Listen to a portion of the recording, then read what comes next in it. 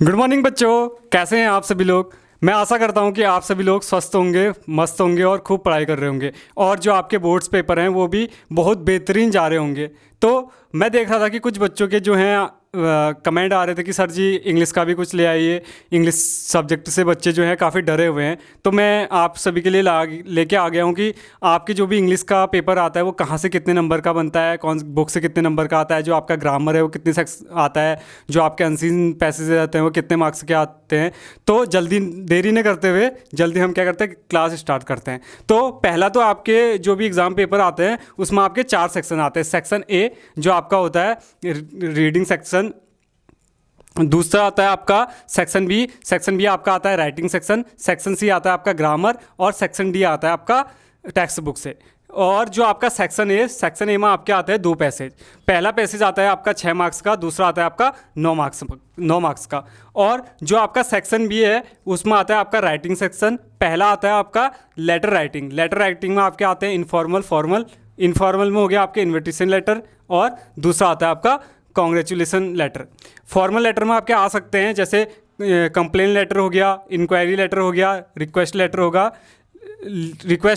हो गया और एप्लीकेशन लेटर हो गया।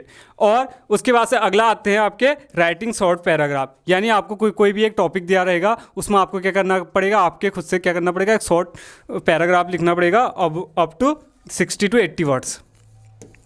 ये आएगा आपका 4 नंबर का। उसके बाद से अगला आएगा आपका कंपोजिशन राइटिंग। कंपोजिशन राइटिंग में आपको कुछ या तो फिलिंग द ब्लैंक्स टाइप के पैराग्राफ दिए रहेंगे या कुछ आपको इमेजेस दिए रहेंगी, उसके बेस में आपको क्या करना पड़ेगा, लिखना पड़ेगा। तो ये आता है आपका 5 मार्क्स का।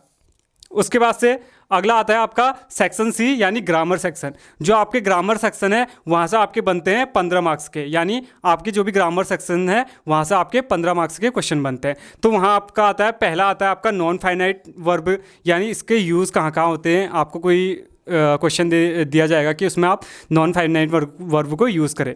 दूसरा आता है आपका सेंटेंस कनेक्टर, यानी जो भी आपके सेंटेंस कनेक्टर होते हैं उन आपको 2 सेंटेंस दिए जाएंगे, उनको क्या करना पड़ेगा, आपको कनेक्ट करना होगा। उसके बाद से आपके आएंगे क्लॉज आएंगे और कुछ पास्ट टेंस के आपके क्या हो सकते हैं, सेंटेंस आ सकते हैं और कुछ आपके क्या आ सकते हैं, मॉडल आ सकते हैं। यह आपका आएगा पूरा ग्रामर सेक्शन पे। अब हम चलते हैं टेक्स्ट बुक सेक्शन पे।